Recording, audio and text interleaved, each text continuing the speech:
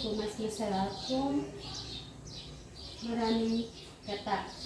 Kaya lang, natapon ko yung gata. Ay, nagkalat dito. Natapon ko yung gata. Tapos ito pa. So, 5 lang yun. Natapon pa ang konti. Ito.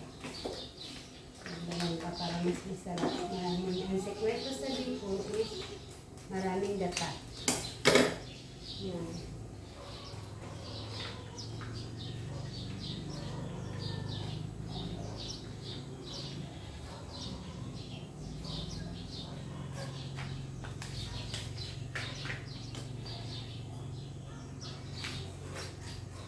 Kaya guys, pag nandito kayo ng biko, damihan nyo lang ng gata. Ay, sobrang sarap.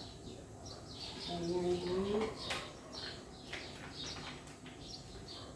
Walang tipid-tipid sa gata. Yan. Ay, ito kayo pala. Ako. Kaya ito matutunaw. Buo pa yung panutsa.